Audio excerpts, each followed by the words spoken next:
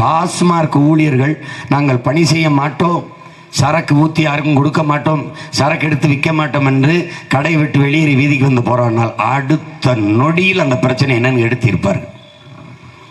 எப்படிப்பட்ட அரசை நிறுவியிருக்க பத்தியில எப்படி காவல்துறை மட்டும் போராட வரல, ஏன் சங்கம் இல்லை,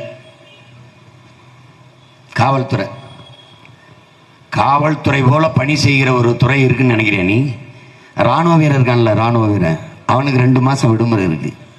நீதிபதி இருக்காங்கல்ல, நீதிபதி ஏப்ரல் மே இந்த 2 மாதம் நீதிமன்ற விடுமுறை இருக்கு. எல்லாருக்கும் விடுமுறை இருக்கு. ஒரு போலீஸ்காரனுக்கு விடுமுறை இருக்குன்னு நீ நினைக்கிறியா? இல்லை.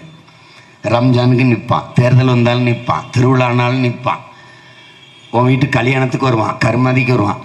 சாலையில் விபத்தில் செத்து போயிட்டாங்கன்னு வச்சுக்கோங்க, எல்லாரும் போயிட்டு தான் இருப்பான், இறங்கி பார்க்க மாட்டான். செத்தனை அப்பாவாக இருக்கலாம், சித்தப்பாவாக இருக்கலாம், நண்பனாக இருக்கலாம், அண்ணனாக இருக்கலாம், மச்சனாக இருக்கலாம், பார்க்காம போயிட்டு இருப்பான். ஆனால் செத்து ஒருத்தன் விழுந்தான்னா இந்த பணத்துக்கு முதல் சொந்தக்காரன் நான் தான் வந்து நிற்கிறது போலீஸ்காரன் தான். நீ எல்லாருக்கும் கொடுக்கறத டிப்ஸும்ப, அன்பளிப்பும்ப, போலீஸ்காரனு கொடுக்கறத லஞ்சம்ப. உனக்கு ஒரு நோய். ஒரு சப் இன்ஸ்பெக்டருக்கு என்ன சம்பளம் இருக்குன்னு நினைக்கிறேன்?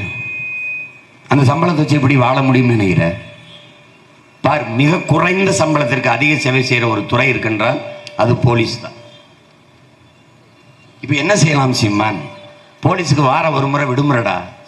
நாம் தமிழர் ஆட்சி வந்தாலும் வார ஒரு முறை விடுமுறை. எப்படி விடுமுறை? சுழற்சி முறையில். இந்த வாரம் ஒரு தம்பி சனிக்கிழமை விடுமுறை எடுத்துட்டாருன்னா அடுத்த வாரம் ஞாயிற்றுக்கிழமை விடுமுறை. இந்த வாரம் ஞாயிற்றுக்கிழமை விடுமுறை எடுத்தவருக்கு அடுத்த வாரம் சனிக்கிழமை விடுமுறை. 6 மாதத்துக்கு ஒரு தடவை குடும்பத்தோட சுற்றுலா. எங்கே போகிற? எங்கே போகிற? சிங்கப்பூரா போ, மலேசியா போறியா போ, இல்லை ஊட்டியா கொடைக்கானல் குடும்பத்தோட போ, அரசு செலவு போயிட்டு வா. மன அழுத்தத்தை குறைக்கிறது. 8 மணி நேரம் தான் ஆண் காவலருக்கு பணி, பெண் காவலருக்கு 6 மணி நேரம் தான். அதுவும் கற்ப காலமா பேர்காலமா 1 வருஷம் வீட்டில் இரு, உனக்கு சம்பளம் நோ பிடித்தம், 1 வருஷம் சம்பளம் வீட்டில். குழந்தை எங்கே வருது? அரசு மருத்துவமனைக்கு போ. ஏன்? அதான் ஆகச்சிறந்த மருத்துவத்தை தர அரசு தயாராகிடுச்சு. உலக தரத்திற்கு மருத்துவம் இருக்கு, நீ அங்கே போய் படுத்துக்க தங்கச்சி, உனக்கு எல்லாம் தரும். மாத்து. காவலர்கள் எண்ணிக்கை பத்தலை, கூடுதலாக எடு.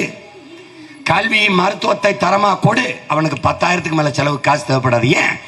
பிள்ளை எத்தனை பிள்ளை பார்த்தாலும் அரசு படிக்க வைக்குது. என்ன சட்டம் போடுது? பெற்றுக் கொடுங்கள் பிள்ளைகளை. பிள்ளைகள் உங்கள் வீட்டின் செல்வங்கள் அல்ல, நாட்டின் செல்வங்கள்.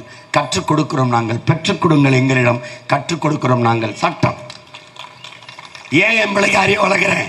ஏன் நாடு, என் மக்கள், தமிழ்நாட்டு பிள்ளைகள் அறிவிலே சிறந்தவர்களாக இருப்பார்கள் என்று உலகம் கொண்டாடணும்.